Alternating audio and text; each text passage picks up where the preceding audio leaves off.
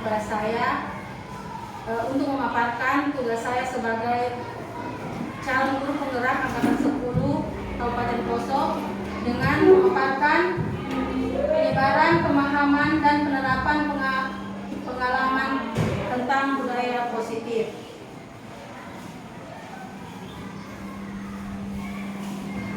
Apa itu budaya positif? Budaya positif adalah nilai, keyakinan, dan kebiasaan-kebiasaan di sekolah yang berpihak kepada murid.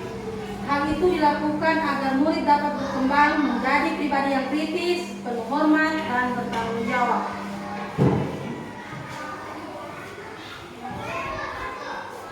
Budaya positif tersebut dapat dijalankan dengan menerapkan 6 konsep seperti yang pertama yaitu disiplin positif, yang kedua memahami motivasi perilaku manusia yang berkaitan dengan hukuman dan penghargaan, yang ketiga adalah posisi kontrol seorang guru, yang keempat pembuatan keyakinan sekolah atau kelas, dan yang kelima penerapan segitiga restitusi dalam penyelesaian masalah.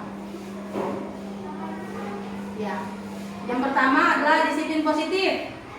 Disiplin positif adalah menumbuhkan disiplin yang didorong dalam diri anak tanpa hukuman dan hadiah. Disiplin positif lebih ke arah disiplin diri yang dapat mengontrol diri dalam melakukan segala tindakan.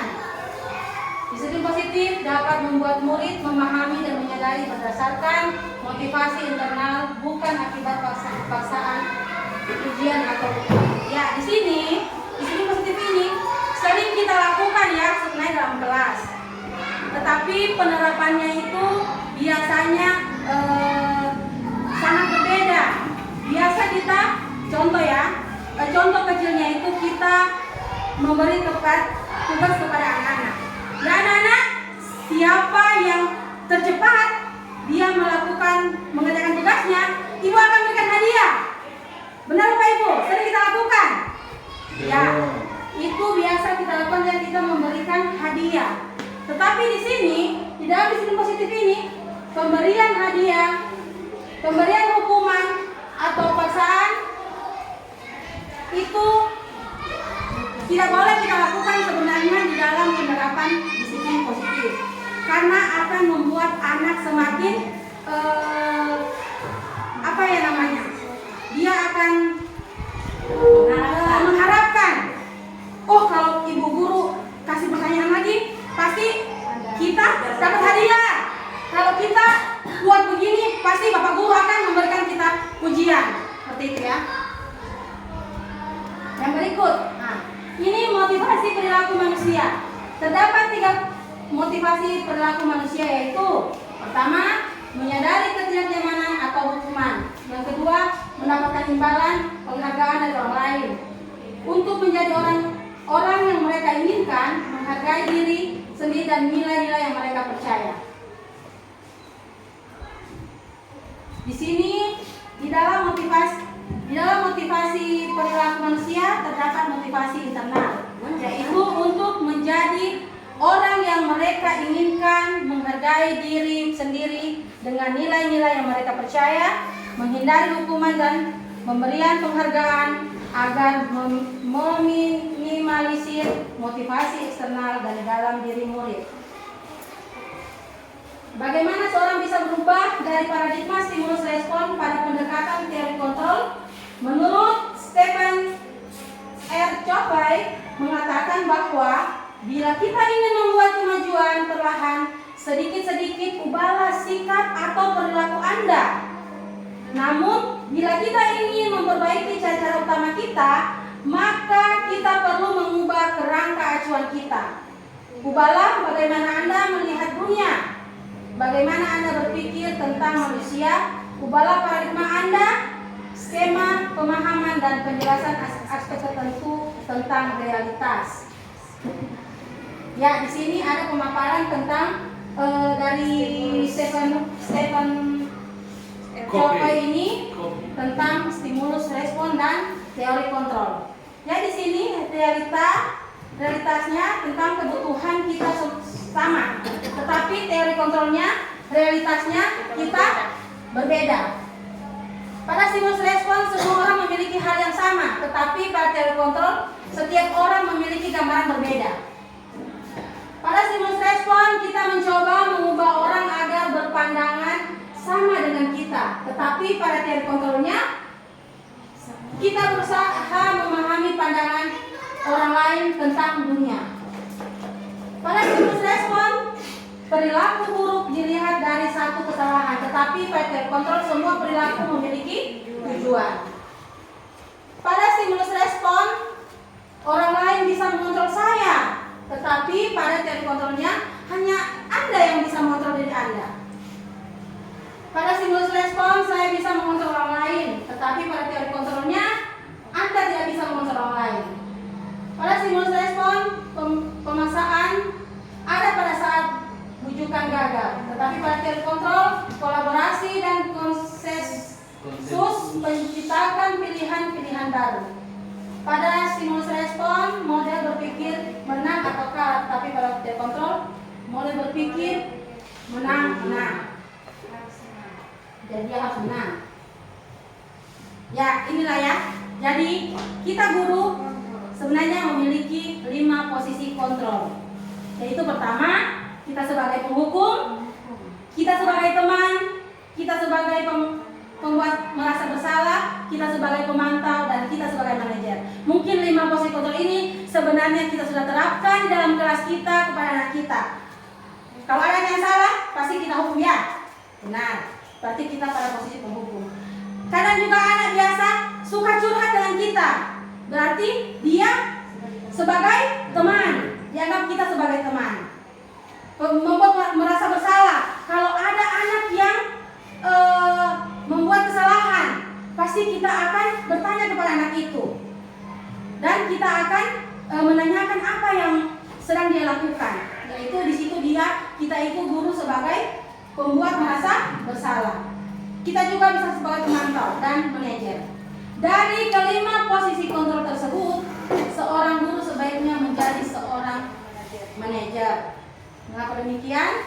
Ya, karena manajer, 1, guru berbuat sesuatu bersama murid, mempersilahkan murid mempertanggungjawabkan perilakunya, dan mendukung murid agar dapat menemukan solusi atau permasalahannya sendiri. Yang kedua, posisi manajer mengacu pada restitusi yang dapat dijadikan murid sebagai manajer bagi dirinya sendiri.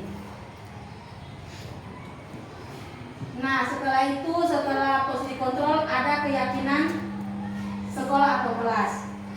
Jadi di dalam sekolah kita sebenarnya bisa membuat bukan peraturan sekolah ya.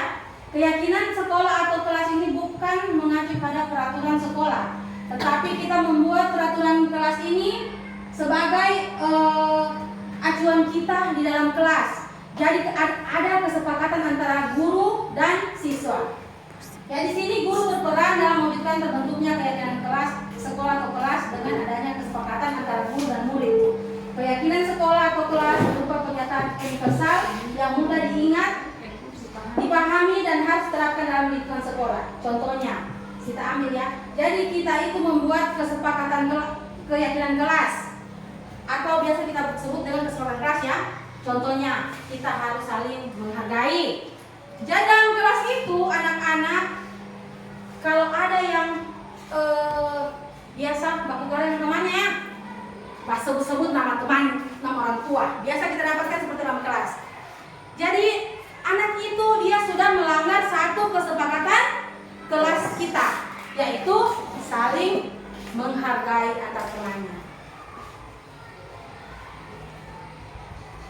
Ya, di sini ada penerapan segitiga restitusi dalam penyelesaian masalah.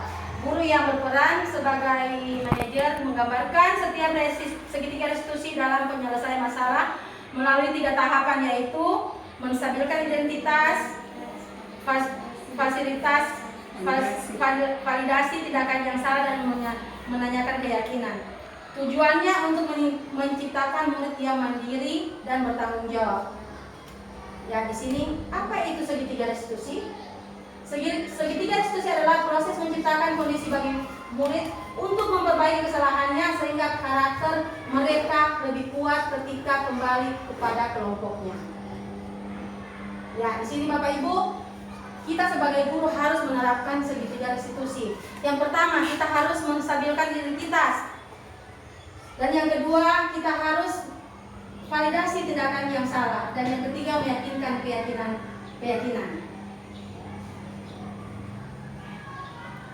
Menstabilkan identitas yaitu berdasarkan prinsip membuat kesalahan adalah bagian dari proses pembelajaran.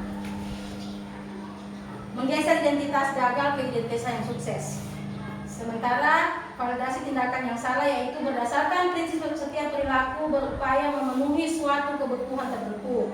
Guru akan bergeser dari pemikiran stimulus respon menjadi proaktif dan menggali dan mengakui kebutuhan murid akan memperbaiki hubungan dengan murid. Dan yang ketiga, menanyakan keyakinan. Murid akan diberikan pertanyaan bermakna untuk memunculkan motivasi secara intrinsik, mampu mengaitkan keyakinannya dengan tindakan yang salah. Hal lain yang perlu dipelajari dalam menciptakan budaya positif adalah melakukan kolaboratif antara sekolah, orang tua murid, dan orang tua murid agar budaya positif ini jangan hanya dilakukan di kelas atau di sekolah, tetapi di lingkungan rumah agar menjadi suatu kebiasaan dan karakter di lingkungan sekolah atau di lingkungan manapun. Ya, demikianlah Bapak Ibu pemaparan saya tentang pemahaman budaya positif. Semoga pemaparan saya ini bermanfaat bagi Bapak Ibu guru dan akan diimplementasikan kepada anak-anak kita dalam kelasnya, khususnya di SDN Kota Barana. Terima kasih atas kesempatan Bapak Ibu yang sudah datang di tempat ini untuk saya memenuhi tugas saya sebagai guru penggerak. Assalamualaikum warahmatullahi wabarakatuh. Selamat siang dan Om Santi Santi Santi Om.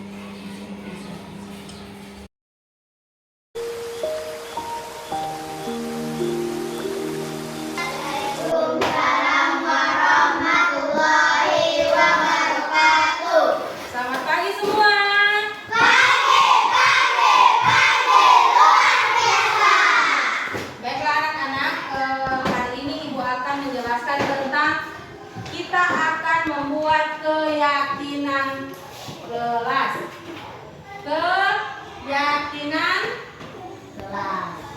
Siapa tahu apa itu keyakinan kelas? Saya tahu.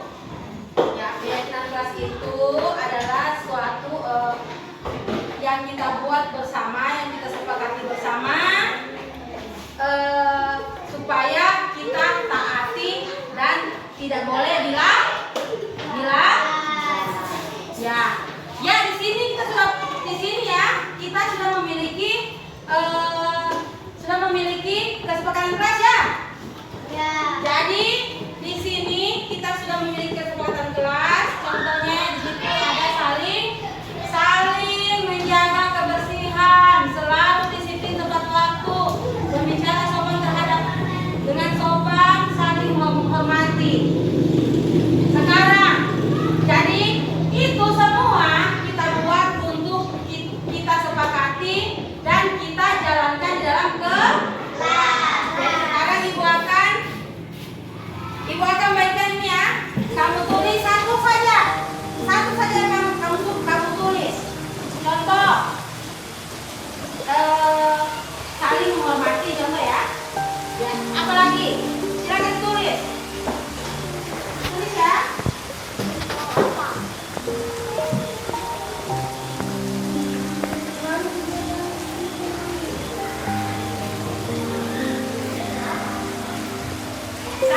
Satu yang kamu tulis, satu.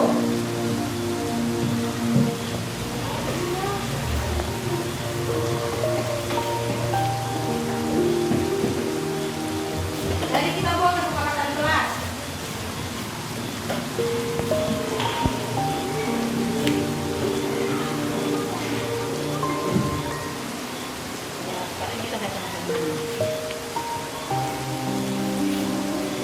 Ini yang kopinya. Ya silakan ditulis ya. Satu ditulis di sini, satu. Kamu tulis. Contoh, saling menghormati, satu. Apalagi? Apa yang perlu kita tulis di situ?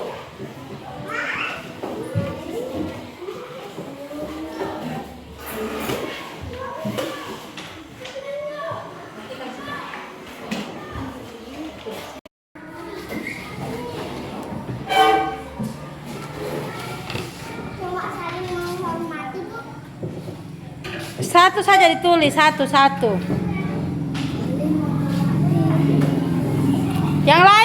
Yang lain juga. Boleh semua, Bu?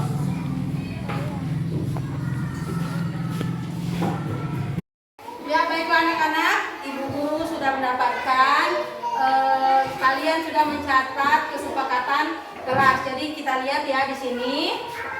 Di sini ada saling tolong menolong, berbicara dengan sopan santun, saling menolong, saling menolong, saling menolong, saling menolong, saling menghormati, saling menghormati, saling menolong.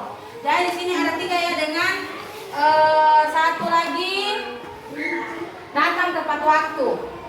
Jadi saling menolong ya ada berapa ini? 1. Jadi kita ambil 1 ya, 1 saya kita ambil ya. Saling tolong menolong. Setelah itu berbicara dengan sopan. Saling menghormati. Saling menghormati.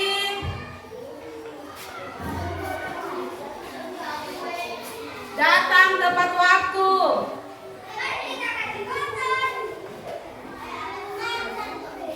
Ya, jadi kita sudah mendapat empat keyakinan kelas yang ada ya. Jadi yang pertama, saling tolong menolong, berbicara dengan sopan santun, saling menghormati dan berbicara dan datang tepat waktu. Keyakinan kelas ini kita akan gunakan di dalam kelas kita. Bisa? Bisa. Jadi ini yang kita sepakat? Sepakat? Ya, kita sepakat bahwa keyakinan akan kita pakai. Jadi kalau kita sudah sepakati bersama, kita tidak boleh melanggar. Bisa? Bisa. Ya demikian keyakinan kelas kita. Nanti ibu akan memberikan kalian kita akan menantangani kesepakatan ya. Terima kasih kepada semua yang telah menyepakati keyakinan kelas hari ini. Terima kasih. Assalamualaikum warahmatullahi wabarakatuh. Waalaikumsalam warahmatullahi wabarakatuh. Selamat pagi.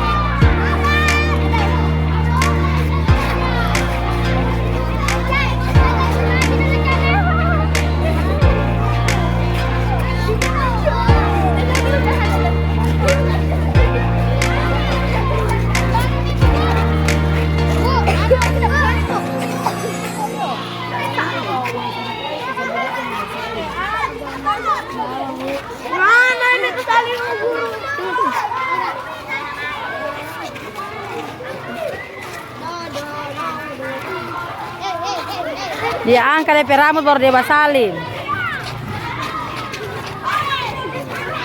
Setiap pakai songkok ini orang ini nih.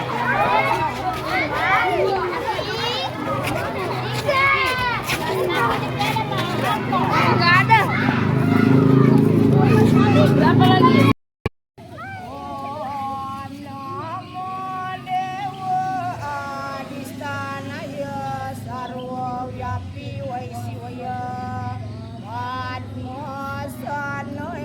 Prastistaya ada dari suarya nama masuk.